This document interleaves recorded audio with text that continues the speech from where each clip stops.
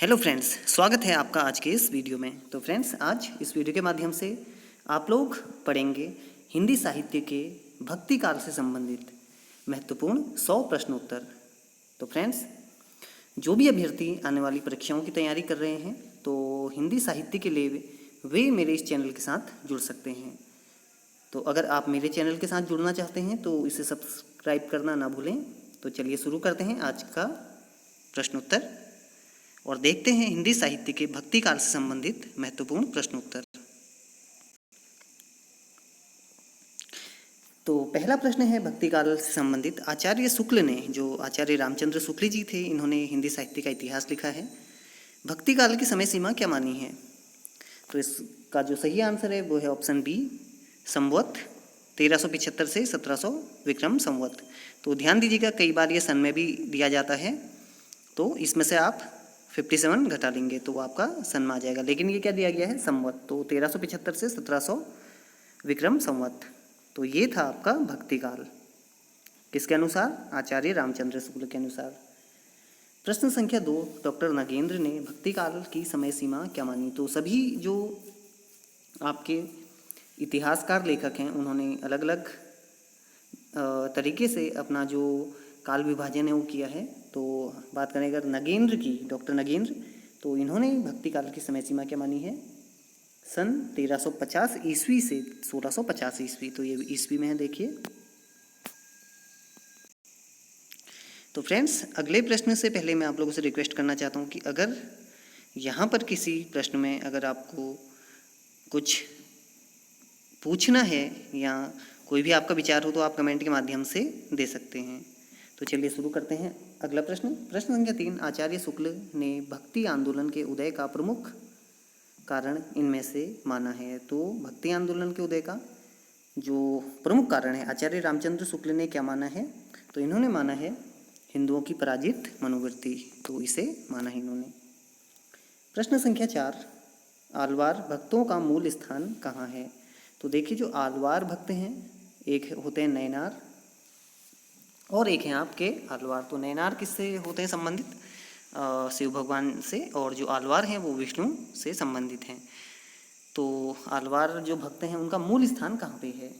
तो 4 का हो जाएगा आपका सी, दक्षिण भारत। प्रश्न संख्या 6, आलवार भक्त मूलतः किसको कहा जाता है? तो देखो, अभी आपको बताया गया था कि ये विष्णु भक्त थे, तो इन्हें कहा जाता है, ये वैष्णवों को कहा जाता है। इसके अलावा देखिए, एक प्रश्न छूट गया था 5वां, आलवार भक्तों की संख्या कितनी मानी गई है? कई बार पूछा जाता है, तो ये मानी जाती है 12। प्रश्न संख्या 7, भक्ति भावना का मूल स्रोत भारत के किस भाग में माना जाता है? आपको पता ही होगा, तो ये माना जाता है आपका दक्षिण भारत। प्रश्न संख्या 8, इनमें से कौन सा कथन असत्य है? तो देखिए, असत्य कथन का आपको यहाँ पर चुनाव करना है। तो एक एक करके देखते हैं। भक्ति आंदोलन हिंदुओं की पराजित मनोवृत्ति की उपज है। तो ये किसके विचार हैं? ये आचार्य रामचंद्र शुक्ल जी का। तो ये सही है। भक्ति आंदोलन तत्कालीन धार्मिक परिस्थितियों की उपज है। ये भी सही है। दक्षिण भारत से आती हुई भक्ति की धारा को पनपने के लिए उपयुक्त परिस्थितियाँ उत्तर भारत में थी। ये भी आपका कथन सही है। तो चौथा क्या है आपका? भक्ति भावना ईसाइयों से हिंदुओं को प्राप्त हुई है। तो ये जो कथन है वो असत्य है। तो हमारा जो ऑप्शन डी है वो सही होगा। प्रश्न संख्या 9, अद्वैत वेदांत का प्रचार किसने किया? कई बार पूछा जाता है, तो आपको पता ही होगा। अद्वैत वेदांत, जो अद्वैतवाद थे, ये किससे जुड़े हुए हैं? तो ये हैं आपके शंकराचार्य जी। तो फ्रेंड्स, जब भी आपके जो एग्ज़ाम्स होते हैं हिंदी से संबंधित, तो कई बार भक्ति काल से संबंधित बहुत से प्रश्न वहाँ पर बनते हैं। तो उम्मीद करता हूँ यहाँ से भी कुछ आपको आगामी परीक्षाओं में दिखाई देंगे। अगला है प्रश्न संख्या 10, इनमें से कौन आलवार भक्त नहीं है? तो आलवार भक्त कौन सा नहीं है यहाँ पर? तो ये है आपका सरहपा। तो ये आलवार भक्त नहीं है। तो ध्यान दीजिएगा, सरहपा आंसर है यहाँ पर। और सरहपा के बारे में आपको पता होना चाहिए कि राहुल सांकृत्यायन ने सरहपा को हिंदी का पहला कवि माना है। किसने? राहुल सांकृत्यायन ने। प्रश्न संख्या 11, दिव्य प्रबंधन किसके पदों का संकलन है? तो ये किसके पदों का संकलन है? दिव्य प्रबंधम, ये है आपके आलवार भक्तों का। आलवार भक्त विष्णु ये वैष्णव हैं और इनकी संख्या मानी गई है 12 और दक्षिण भारत से इनकी शुरुआत हुई। प्रश्न संख्या 12, आलवार भक्तों के पद किस भाग में हैं, किस भाषा में हैं ये आपके? तो जो आलवार भक्त हैं देखिए दक्षिण भारत से संबंधित है, तो ये हैं आपके तमिल में, ये चीज आप ध्यान रखिएगा। प्रश्न संख्या 13, कबीर काव्य में उपलब्ध कुंडलिनी योग के शब्द किसके प्रभाव से ग्रहित हैं? तो जो कबीर काव्य है उसमें जो कुंडलिनी योग के शब्द हैं किसके प्रभाव से ये ग्रहित हैं, यानी कि लिए गए हैं? तो ये हैं आपके नाथ पंथ से संबंधित। प्रश्न संख्या 14, इनमें से कौन सा संत कवि नहीं है? तो ध्यान दीजिए, कौन सा संत कवि नहीं है इसमें से? ये हैं आपके ईश्वरदास। देखिए सुंदरदास, गुरु नानक और कबीरदास जी ये आपके संत कवि हैं, लेकिन ईश्वरदास ये संत कवि नहीं है। प्रश्न संख्या 15, कबीर के गुरु का नाम क्या था? तो कबीर के गुरु कौन थे? तो ये थे आपके रामानंद जी। तो ध्यान दीजिए कि रामानंद जी के कुल कितने शिष्य थे? कुल इनके 12 शिष्य माने जाते हैं, जिनमें कबीर भी थे, सुरहरियानंद भी थे, रैदास भी थे, सेना भी थे। तो इस तरह उनके कुल कितने थे? 12 शिष्य थे, उनमें एक कबीर भी एक थे। प्रश्न संख्या 16, संत कवियों ने वैदिक परंपराओं की आलोचना किसके प्रभाव से की? तो जो संत कवि थे उन्होंने जो वैदिक परंपराएं होती थी उसकी आलोचना किसके प्रभाव से की? तो उन्होंने किसके? बौद्ध धर्म के प्रभाव से की।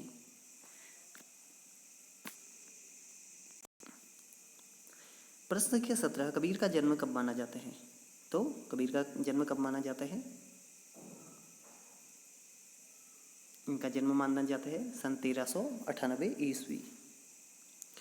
प्रश्न संख्या 18, विशिष्टाद्वैत के प्रतिपादक आचार्य कौन थे? देखिए परीक्षाओं में कहीं ना कहीं ये सवाल बनते हैं इस तरह के, द्वैतवाद, विशिष्ट द्वैतवाद, अद्वैतवाद, इस तरह का पूछा जाता है, उनके प्रतिपादक आचार्य पूछे जाते हैं या आपको मिलान करने के लिए दिए जाते हैं। तो विशिष्टाद्वैत इसके प्रवर्तक आचार्य कौन थे? ये थे आपके रामानुजाचार्य। अगला प्रश्न, श्री संप्रदाय के प्रवर्तक आचार्य। देखिए एक और क्या आपका श्री संप्रदाय, तो श्री संप्रदाय के कौन थे? ये भी आपके रामानुजाचार्य ही थे। प्रश्न संख्या 20, पुष्टि मार्ग का प्रवर्तक आचार्य कौन है? पुष्टि मार्ग, तो इसका जो आंसर है वो हो जाएगा आपका वल्लभाचार्य। वल्लभाचार्य अष्टछाप कवियों, जो अष्टछाप थे उसमें 4 कवि इनके शिष्य थे। किसके? वल्लभाचार्य के। तो पुष्टि मार्ग के प्रवर्तक इन्हें माना जाता है।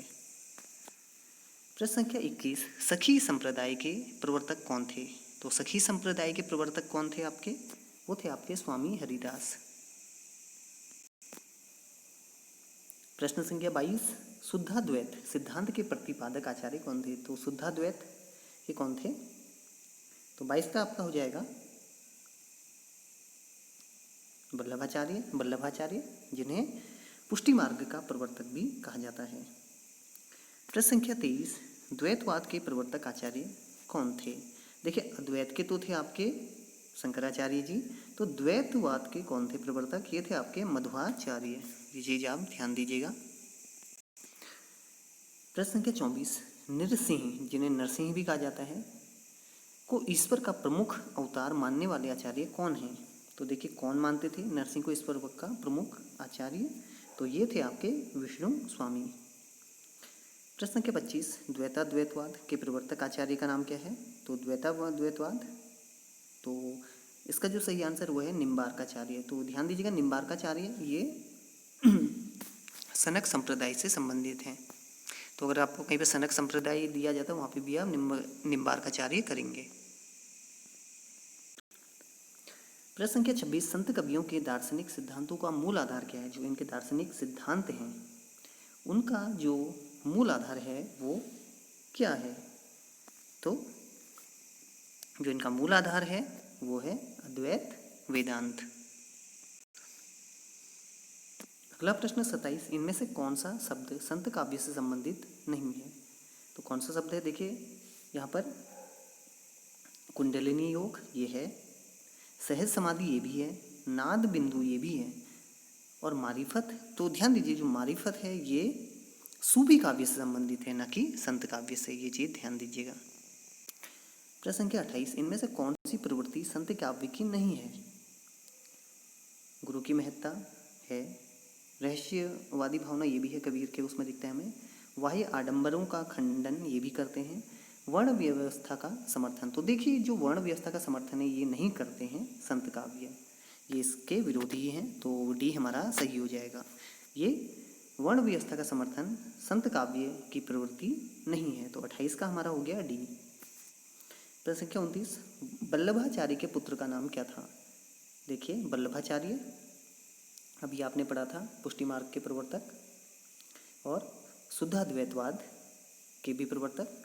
तो इनके पुत्र का नाम क्या था? गोस्वामी विट्ठलनाथ। और गोस्वामी विट्ठलनाथ इसलिए भी महत्वपूर्ण है क्योंकि गोस्वामी विट्ठलनाथ ने ही किसकी स्थापना की थी? अष्टछाप की। अष्टछाप जिसमें 8 कृष्ण भक्त कवि थे।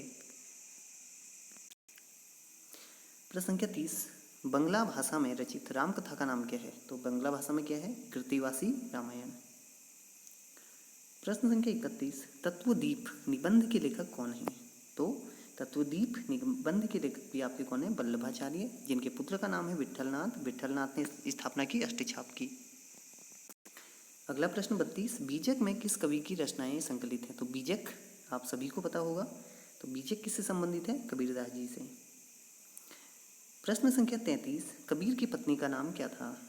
अत्यंत कभी कभी पूछा जाता है इस तरह का भी सवाल। तो उनकी पत्नी का नाम था लोई, और जो उनके बच्चे थे लड़के का उनका नाम था, जो उनका लड़का और लड़की थी, कमाल और कमाली।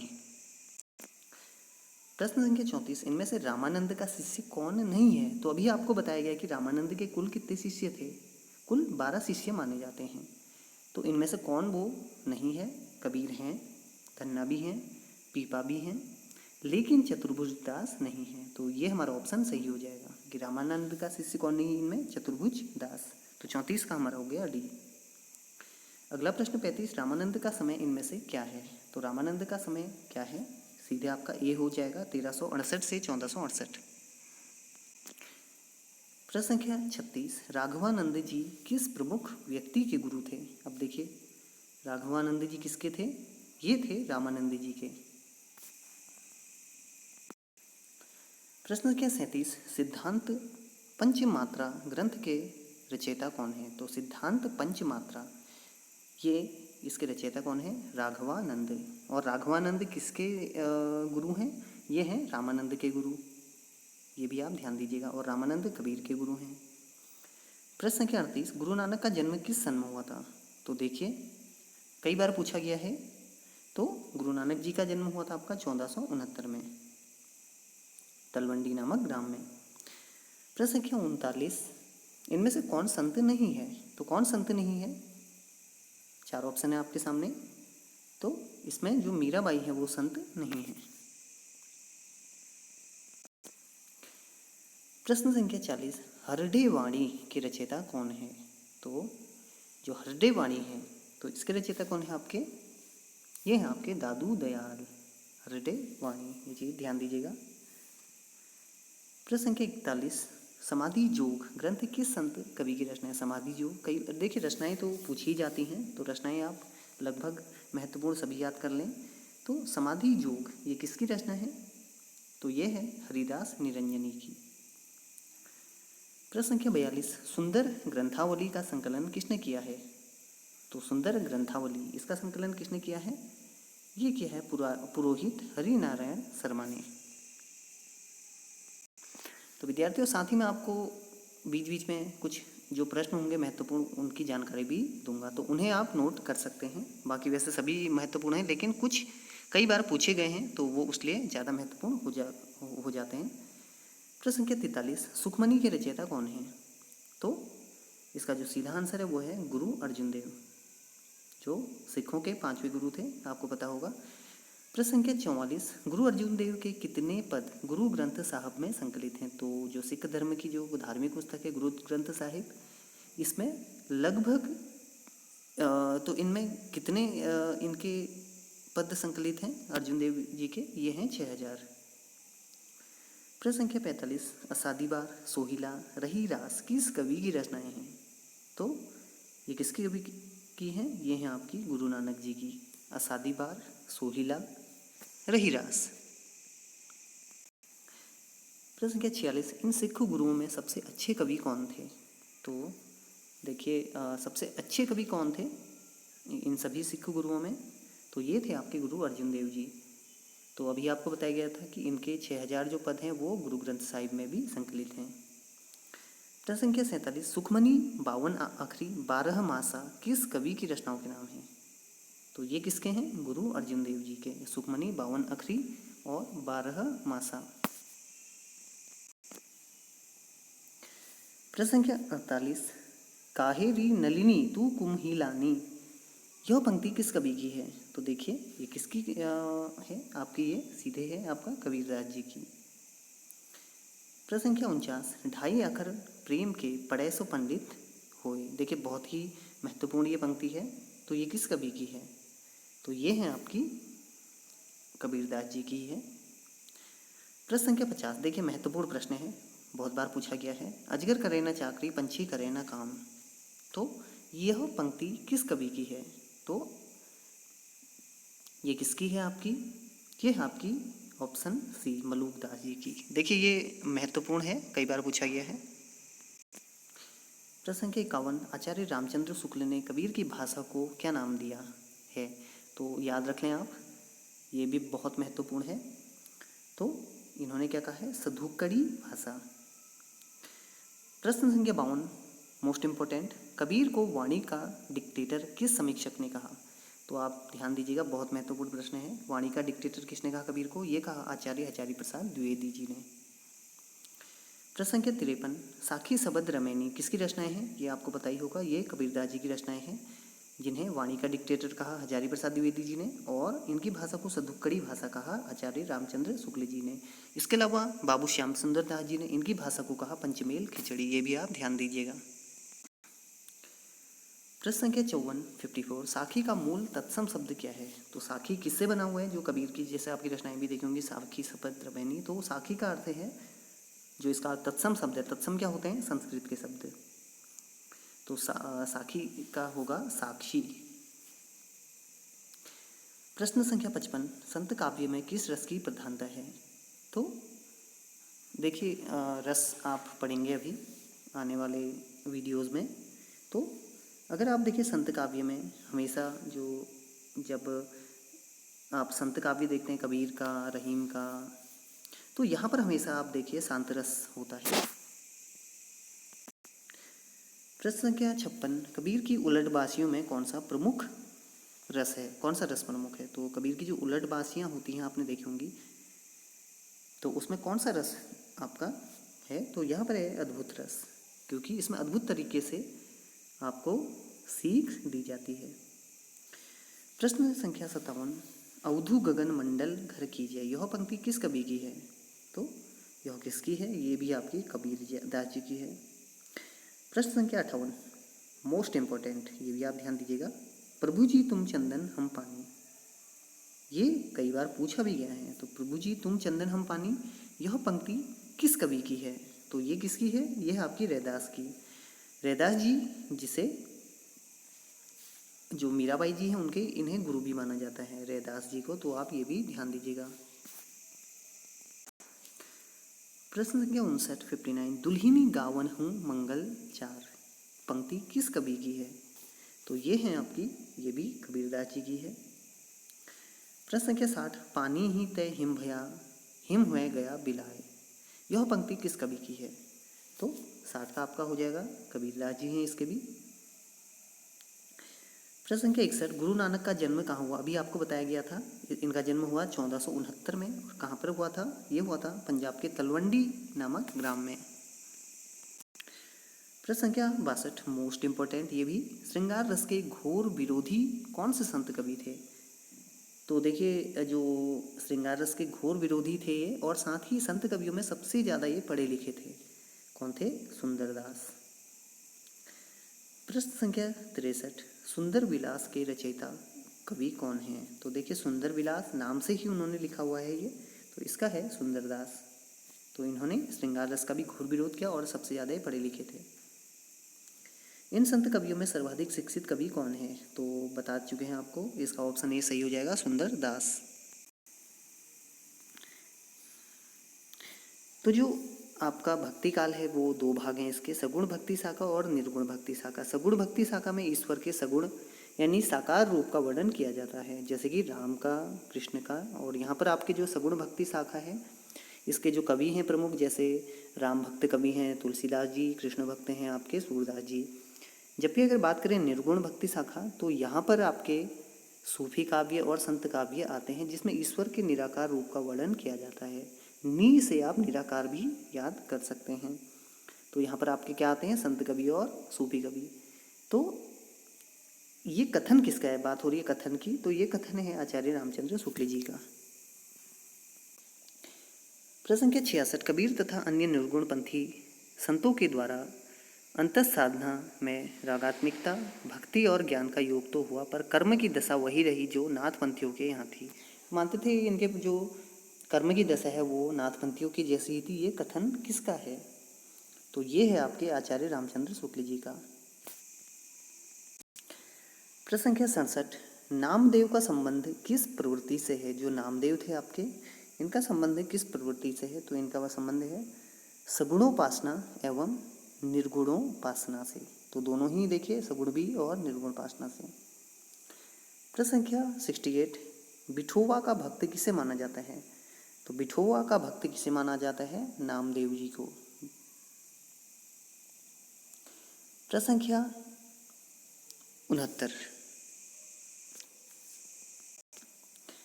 भक्तमाल के अनुसार जो नामभतास्कृत है भक्तमाल, रामानंद के कितने शिष्य थे? तो भक्तमाल के अनुसार आपको पहले बता चुके हैं, इनके 12 शिष्य थे, जिनमें कबीर भी थे, सुरहरियानंद भी थे, रैदास भी थे, ये आपको बता चुके हैं। और जो रामानंद थे ये किसके शिष्य थे? ये राघवानंद जी के शिष्य थे। प्रश्न संख्या 70, गहना एक कनक ते गहना इन मुँह भाव न दूजा। इस पंक्ति में कबीर किस दर्शन का प्रतिपादन कर रहे हैं? तो इसमें किसका कर रहे हैं? ये कर रहे हैं वेदांत का। प्रश्न संख्या 71, 71, कबीर पंथ का निर्माण इनमें से किस सिद्धांत से हुआ? तो कबीर पंथ का निर्माण किससे हुआ? तो जो 71 है इसका हो जाएगा आपका डी, भारतीय ब्रह्मवाद, सूफियों का भावात्मक रहस्यवाद और वैष्णवों का अहिंसावाद। तो इन सभी से हुआ है, तो उपर्युक्त सभी इसका सही आंसर होगा। प्रश्न संख्या 72, कबीर काव्य में उपलब्ध अहिंसा का तत्व किस संप्रदाय की देन है? तो अहिंसा ये कहाँ से लिया गया है कबीर काव्य में? तो ये लिया गया है वैष्णव संप्रदाय से। प्रश्न संख्या 73, कबीर में उपलब्ध ज्ञान मार्ग की बातें आचार्य शुक्ल के अनुसार कहाँ से ली गई हैं? तो आचार्य रामचंद्र शुक्ल के अनुसार ये ली गई हैं हिंदू शास्त्रों से। प्रश्न संख्या 74, 74, आचार्य शुक्ल के अनुसार कबीर को राम नाम किससे प्राप्त हुआ? तो आचार्य शुक्ल के अनुसार इन्हें किससे प्राप्त हुआ? जो इनके गुरु हैं रामानंद जी से। प्रश्न संख्या 75, कबीर काव्य में उपलब्ध प्रेम तत्व किसकी देन है? तो कबीर काव्य में जो प्रेम है तत्व, तो वो किसकी देन है? तो ये है सूफी संप्रदाय की। प्रश्न संख्या 76, कौन सी रचना गुरु नानक की नहीं है? तो देखिए रहीदास ये गुरु नानक की है, सोहिला भी गुरु नानक की है, असादीवार ये भी गुरु नानक की है, लेकिन अष्टपदी जो ग्रंथ नहीं है ये आपके निरंजनी जी की है। प्रश्न संख्या 77, 77, आचार्य शुक्ल ने निर्गुण मार्ग का निर्दिष्ट प्रवर्तक किसे माना है? तो जो 77 है इसका हो जाएगा सी, कबीरदास जी को। प्रश्न संख्या 78, 78, इनमें से संत काव्य की प्रवृत्ति कौन सी नहीं है? तो संत काव्य की कौन सी प्रवृत्ति नहीं है? तो देखिए बाह्य आडंबरों का खंडन करते हैं, ये सही है। जाति पाति का खंडन ये भी करते हैं।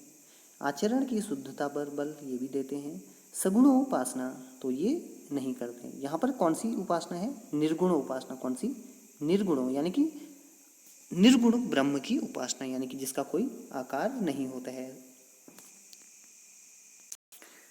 प्रश्न संख्या 79 माया महा ठगिनी हम जानी पंक्ति किस कवि की है? तो ये किस कवि की है? ये भी आपके कबीरदास जी की है।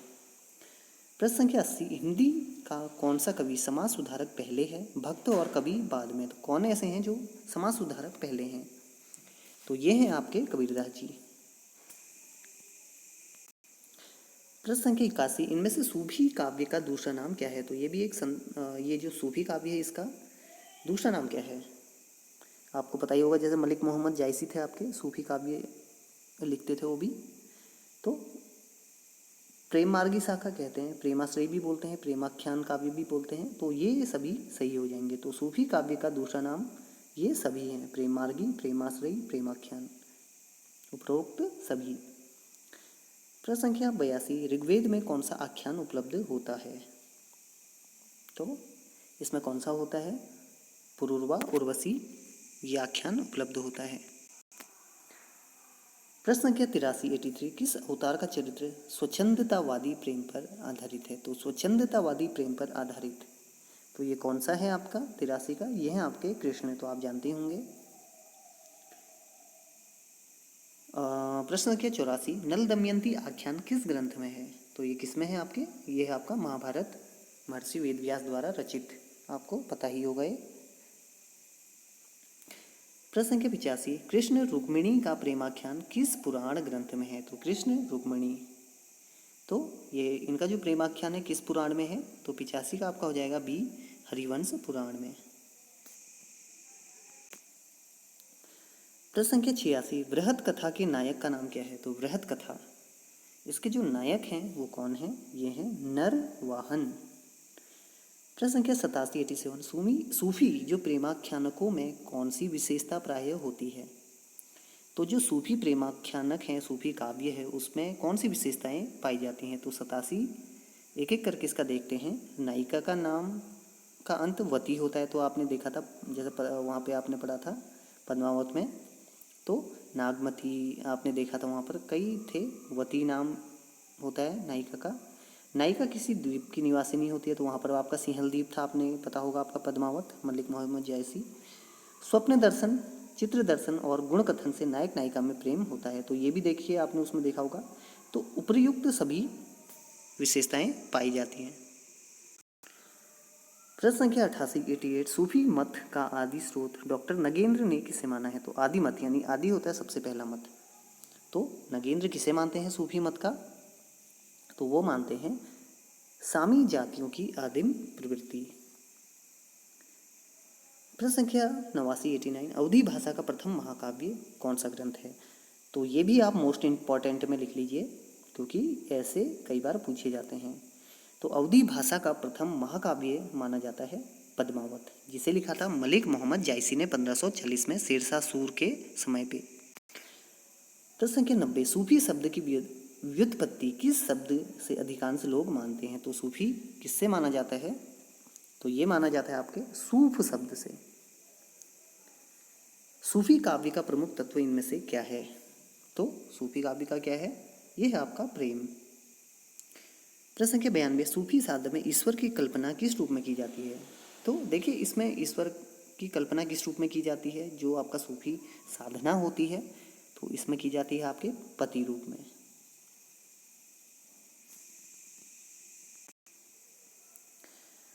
प्रश्न संख्या 93 इनमें से कौन सी दशा हाल की दशा में गिनी जाती है?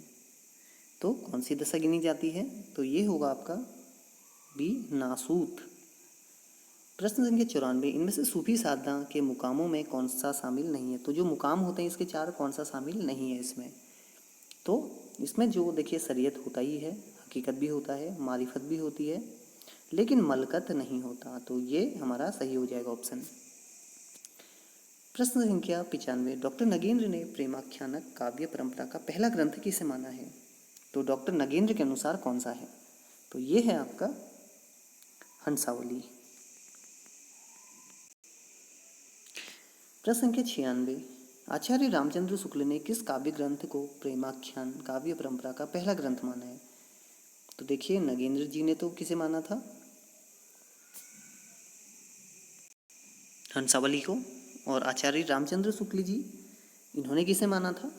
तो इन्होंने माना था मृगावती को।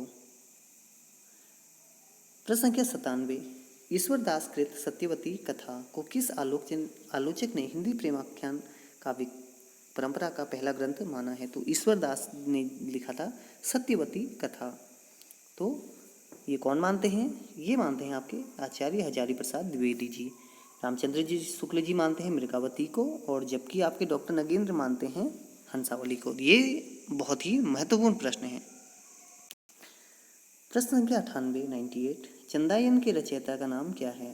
तो फ्रेंड्स, इसका आंसर देने से पहले मैं एक बार और आप लोगों से रिक्वेस्ट करना चाहता हूँ कि अगर आप मेरे इस चैनल से जुड़े रहना चाहते हैं, आप हिंदी साहित्य से तैयारी कर रहे हैं आगे की, तो मेरे इस चैनल को सब्सक्राइब करना ना भूलें। तो देखिए, चंदायन, इसके जो रचयिता हैं वो हैं आपके मुल्ला दाऊद, चंदायन के रचयिता। प्रश्न संख्या 99, मधुमालती के रचनाकार का नाम क्या है? तो देखिए, इनमें से कई बार पूछे जाते हैं। तो मधुमालती के रचनाकार मंझन। तो आज का अंतिम प्रश्न है, शेख नबी की कौन सी रचना इनमें से है? तो शेख नबी, तो इसमें से कौन सी है शेख नबी की? इनकी है ज्ञानदीप। तो ऑप्शन ए बिल्कुल सही हो जाएगा। तो फ्रेंड्स, ये थे आज के हिंदी के भक्ति काल से संबंधित 100 महत्वपूर्ण प्रश्नोत्तर। तो उम्मीद है आप लोगों को ये सारे प्रश्न समझ में आ गए होंगे। अगर फिर भी आपको कोई समस्या है तो आप कमेंट बॉक्स के माध्यम से बता सकते हैं, और आपका भी कोई सुझाव हो वीडियो से संबंधित तो आप कमेंट के माध्यम से दे सकते हैं। तो वीडियो विदा लेने से पहले मैं आपसे फिर से रिक्वेस्ट करना चाहूँगा कि अगर आप भी मेरे चैनल से जुड़ना चाहते हैं तो इसे सब्सक्राइब करना ना भूलें। तो जल्द ही और भी वीडियो आप लोगों के लिए लेकर आऊँगा। तब तक के लिए धन्यवाद।